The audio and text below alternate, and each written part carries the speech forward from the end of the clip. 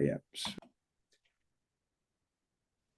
Welcome everybody to the second episode of Straight to the Point. My name is Daniel. I am the founder of Answers Within. Obviously, I've got a few brothers helping me in the background. Today we have a special guest, Michael from Victoria, Australia. How are you, brother? What's going on? I'm doing well, mate. I'm doing well. Awesome, good to hear, man. So tell us a bit about you. Um, well, born and raised in Melbourne.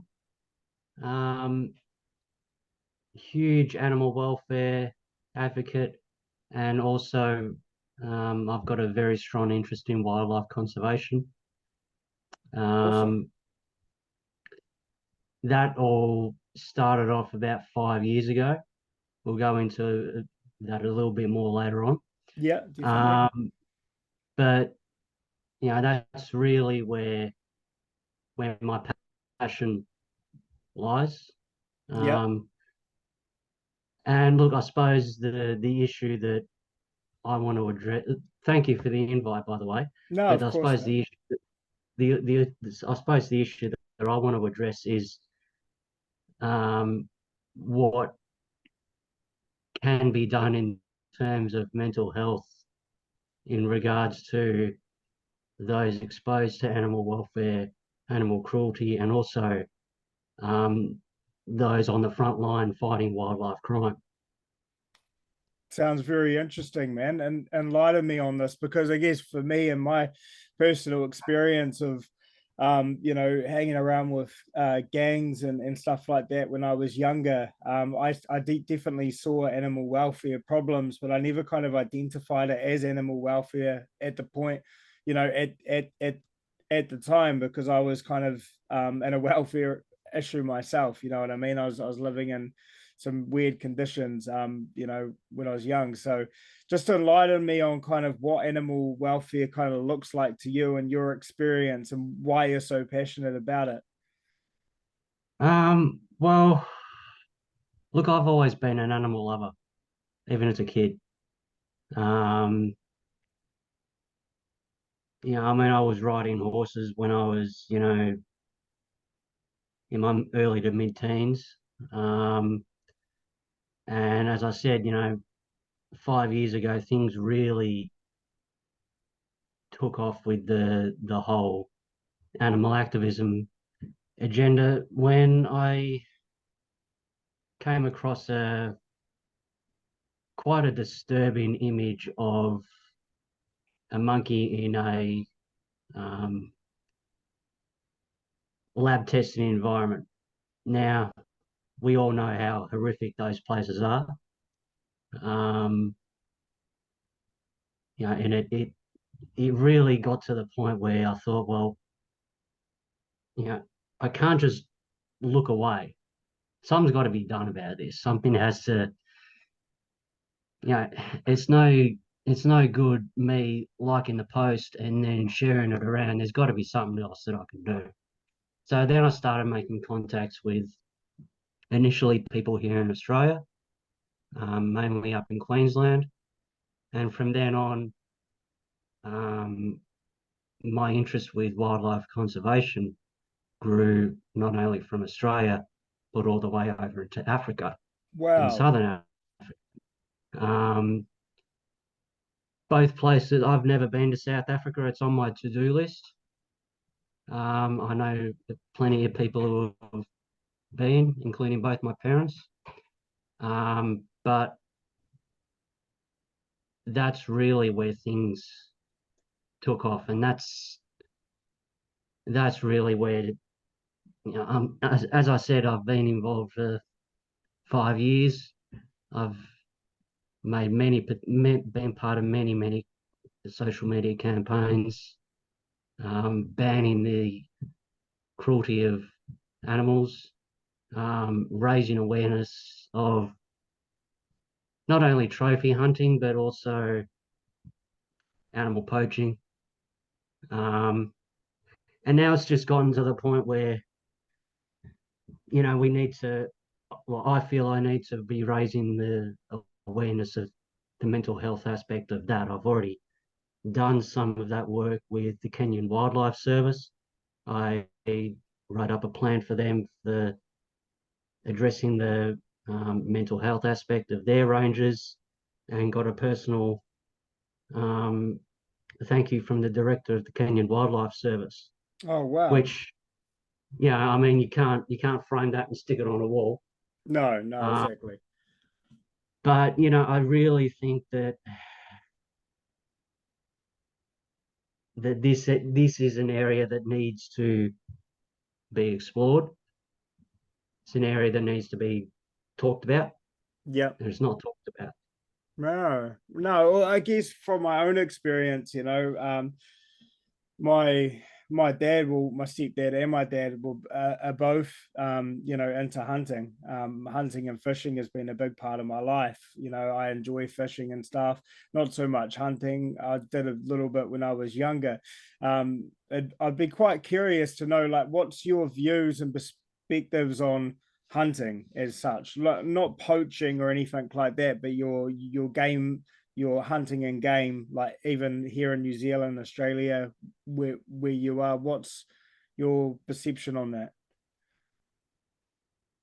When you say hunting, are you speaking about hunting for a trophy, or are you talking about Yeah, so no, hunting? no, not necessarily a trophy. Obviously, that does happen a lot, especially Yeah. here in New Zealand with stags and deer and stuff like that. I'm more meaning like hunting, using it to eat, basically. But obviously, I would be curious to hear your perspective, on trophy hunting as well. Look, I've got no issue with hunting per se. Yeah, I've got no issue with that. If you want to hunt, that's fine. Do it ethically, one shot, one kill, use the meat, bury the head, and leave it at that. yeah, okay, Don't, you don't, I mean, and look, there's also another thing that a lot of people, they blur the line between animal poaching and trophy hunting. yes, They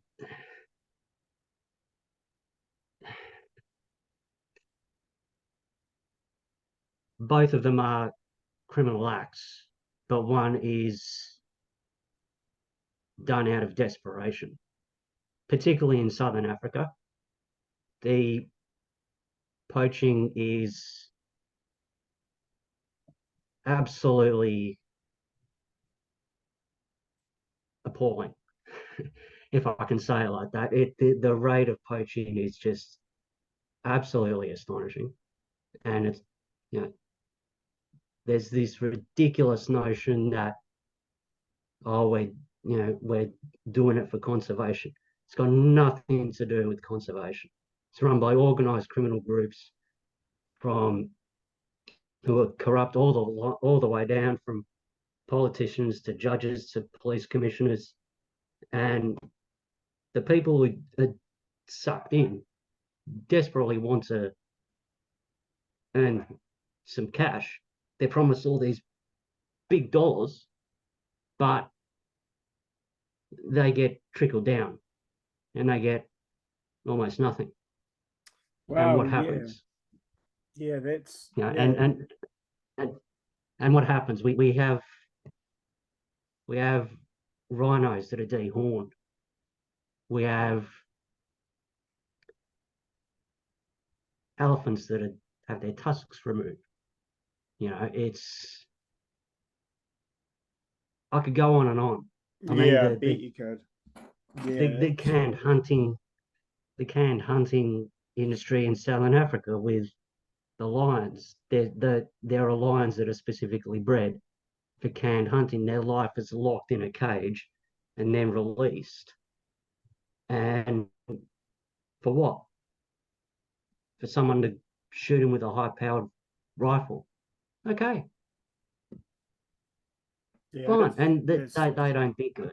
But yeah, that's the canned hunting industry is more, it's more on the trophy hunting side of things, where an American or a British tourist will go over to Africa, pay 10 grand, and say, I'm going to hunt that lion, and they will. Yeah, Congratulations, that's yeah. congratulations, you've shot a majestic animal with a high-powered rifle from 20 feet away.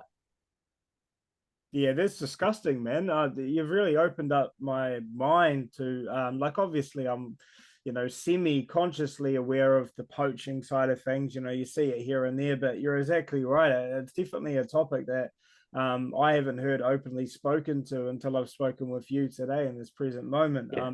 So I guess with the whole mental health aspect of it, because obviously that's what Answers Within is about, and that's what this podcast is kind of stemming into, is men's mental health and all the rest of it. So I just want you to elaborate and express, if you want, about like the effect of all of the stuff that you've kind of shared with me so far. How it's obviously having a massive impact on your mental health and physical health by the sounds of it as well. Yeah, look, I've there's been a few issues mentally. It really got to the point where I thought, well, you know, I'm I'm on my phone, I'm looking at, a dead rhino or elephant or lion or something, with a hunter, with a huge rifle, big grin on his face. I can already see the absolute disgust on your face, but to me, it got to the point where that wouldn't affect me.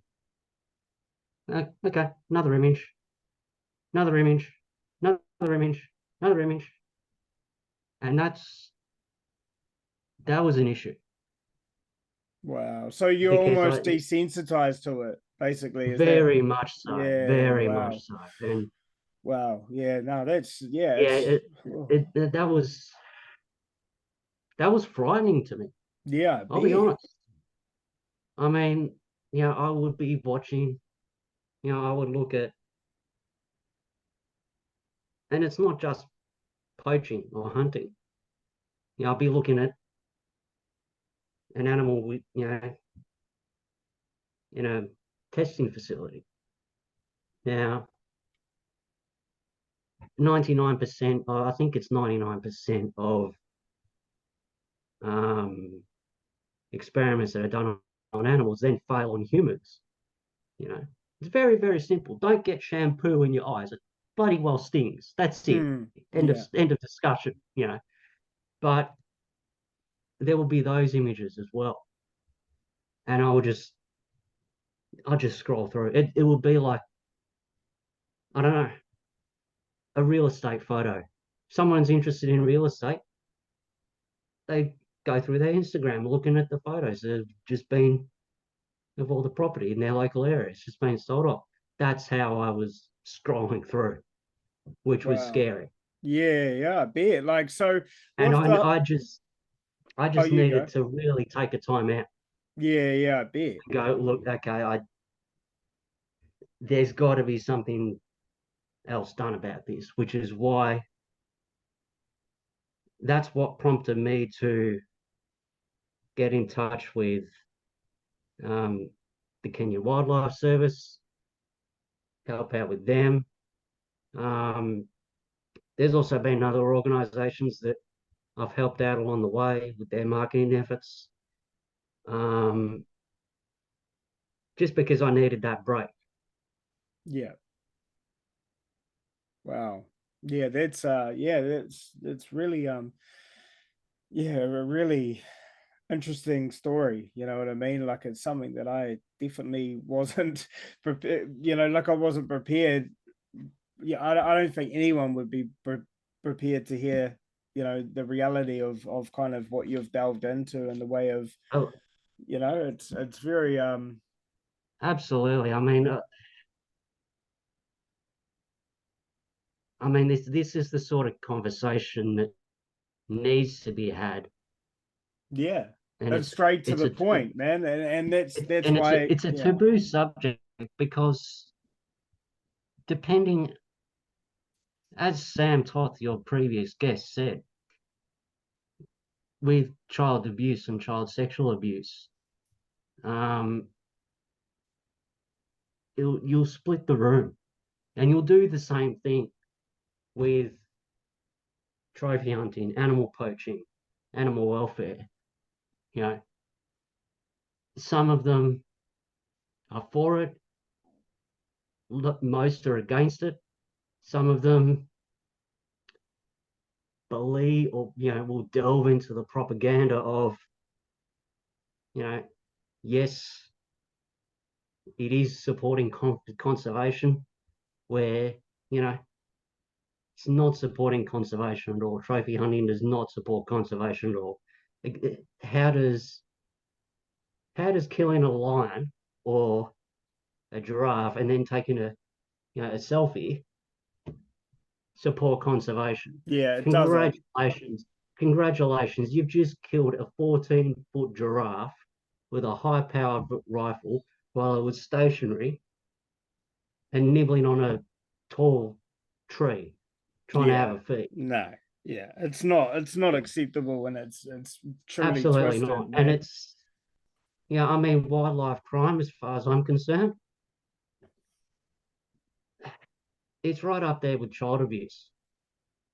Yeah, let's touch on that. So obviously you've brought into obviously the previous host, the bro Sam, and that and his subject line and what he's been through. So when you obviously, because you've watched that episode and stuff like Yeah, that. So when you were watching that episode, that reminded you and brought up feelings and emotions for you. Obviously, you're a massive advocate for these animals and stuff. So that's kind of what triggered your way of thinking was what you're passionate about exposing and getting out there.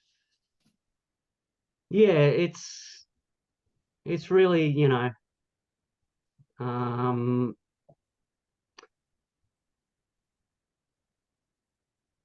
I mean, well, let's be honest, conservation is 40 years behind at times, Yeah, and it's that's not the fault of any one person. It's just people get stuck in their ways, and that's how it's it.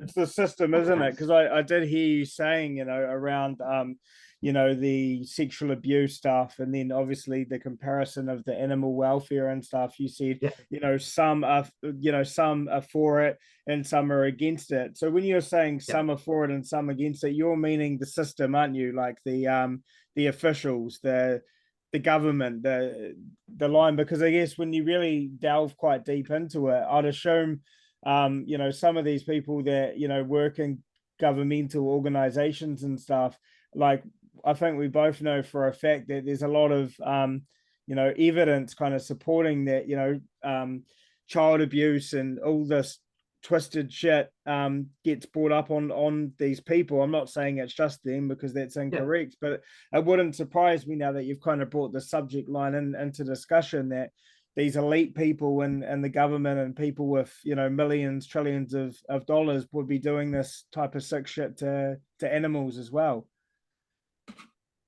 Yeah, and it's predominantly, look, poaching. There's abalone poaching that happens here in Australia. Yeah. There's poaching of bird eggs that happens over in Europe, Wow.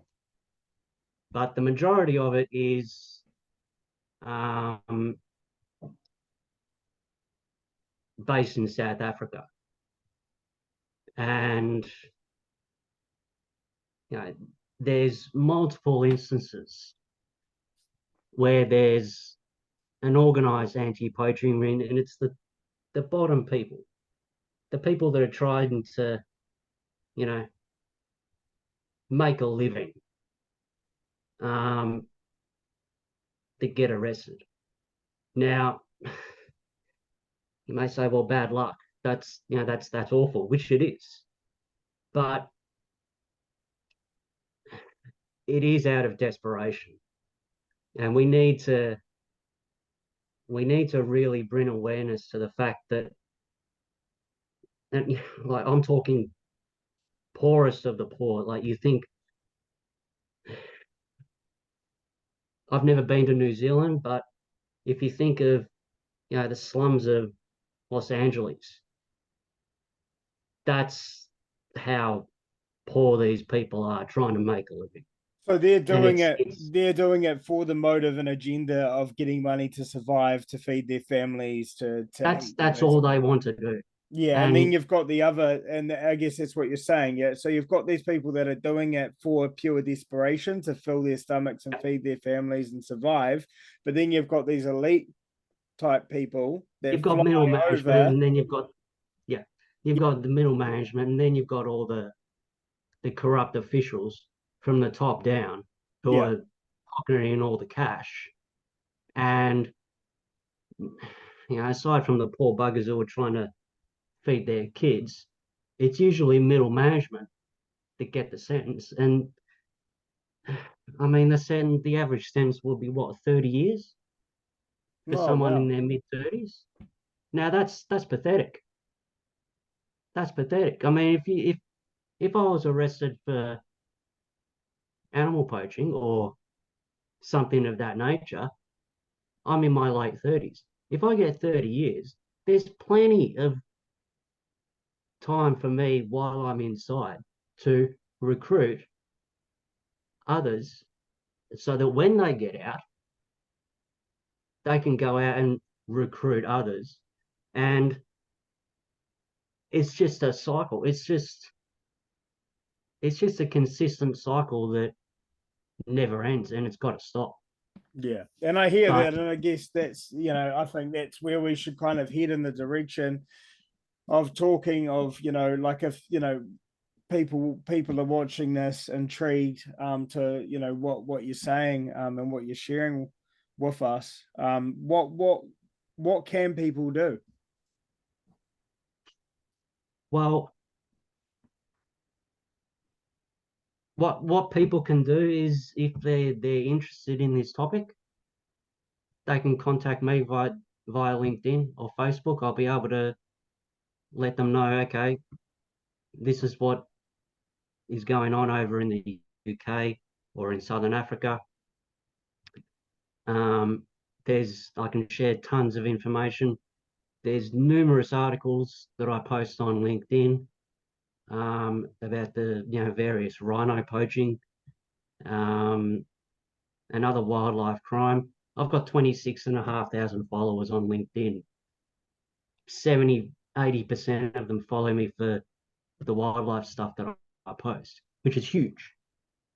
But we need to do more, and we need to not only just have that conversation, but we need to start exposing the corruption Yeah, no, I'm with hearing that definitely, and the you're government. And obviously, you've got your fingers in those pies that are starting to get, the reality of what's actually going on to these poor animals out there. Yeah, yeah, yeah, it's epic, man. It's epic work you're doing, because obviously we've chatted quite a lot, and we've never actually had this discussion. So I definitely wasn't prepared this afternoon to delve into something that is very, yeah, uncommon to me. And I guess it really enlightens me to, and I'm always very curious too, with this type of stuff, because it's things that you don't, I guess sitting over here in New Zealand, I wouldn't ever even, you see it on the news and movies and stuff very vaguely,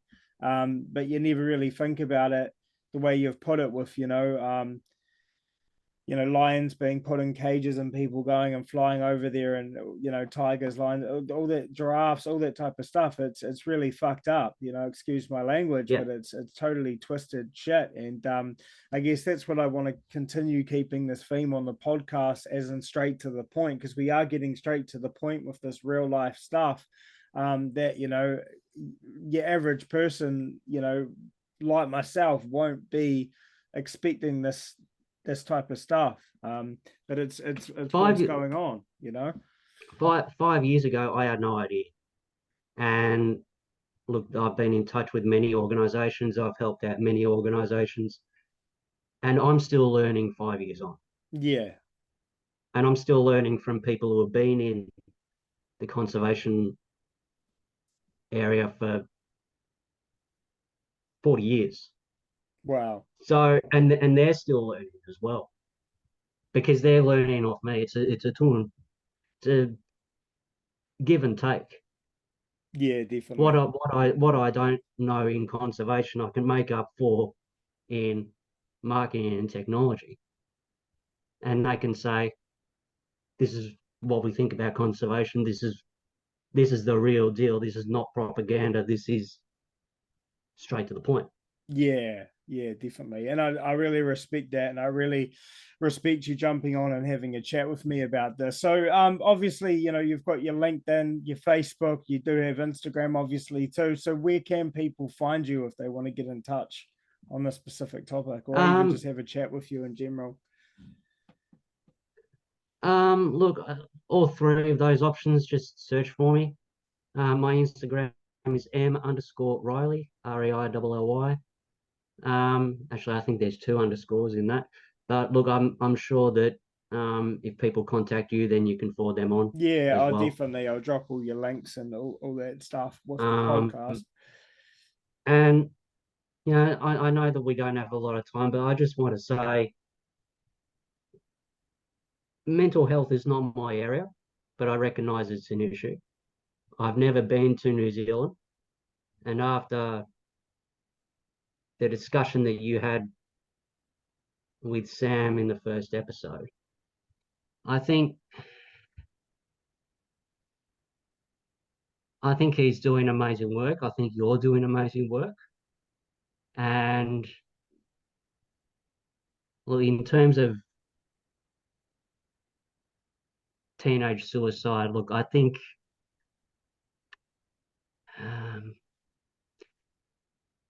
I think for anyone listening or watching this, and I'll try not to get too emotional, but for anyone listening or watching this, um, go to your local animal shelter, not a breeder, but go to your local animal shelter, donate $10 and walk around the kennels, walk around where the cats are, because I've never seen someone pat a dog or scruffle a cat without a smile on their face. And when you walk, even if you've got no intention of adopting a furry friend, you walk out that door feeling like $1,000,000 because you know a cat or a dog loves itself. Yeah, a, a cat or a dog loves you more than it loves itself. And that's it. Like, I know people who've got plenty of pets, and some of them are, some of them prefer cats, others prefer dogs. I'm more of a dog person myself because I'm allergic to cats. But That makes yeah, sense. Yeah. yeah. But just go to your local animal rescue shelter and Mm. make a donation and feel good about yourself. Because that animal, when that animal goes to bed that night, someone paid attention to me. Someone actually noticed that I was in pain. And that cat or that dog will walk around 3 times in a circle, as they usually do, lie down, have the best sleep of their life, and have hope. Because some of these poor animals, they're in there for years, literally 2 or 3 years. It's especially with the pandemic, and with restrictions lifted, people, abandon the dog or the companion, which I totally understand. Everyone gets lonely, but a dog is for life, not just for a pandemic. No, and we've got a So, dog, and my partner's very passionate, and so am I, obviously, with our dog and animals in general. And so this has been a very a very power, and your statement around going to the animal shelters and petting, and that, you're exactly right, man. It's really given a new and different perspective for me, and yeah, I just really appreciate you coming on and having this discussion with me. That's not an issue. That's no problem at all. Look, if this is just another platform for me to help get my message out there, and also to get your message out. Yeah, man. It's just, Um, yeah, it's an so amazing for perception. anyone who's down in the blues, or feeling like they're about to give up, or they're stuck in a rut, or they're on the drugs, or they're on the drink, and they can't get out of whatever hollow that they're stuck in, go and scruffle a dog for $10 and feel good about yourself, because you will be amazed about how you feel. And you'll walk out that door going, I don't need drugs. I don't need drink. I need a dog. It's awesome, man. Thank you so much, Mike, for sharing all of this. It means a lot to me, and we'll definitely stay in touch and contact. And obviously, guys, if you resonate or you just want to see what the brother Michael is doing, please find him on LinkedIn, Instagram, Facebook, and I think you've got a YouTube too, don't you, bro? So we'll chuck all those links down for everyone to follow. Yeah, I do have a YouTube channel. I've yet to post any content. I created my YouTube channel, I think, 4 years ago. There's no videos on Oh, it. sweet. To be continued. Yeah, watch this space. Yeah, exactly. Awesome, brother. Thanks for jumping on. No problems, mate.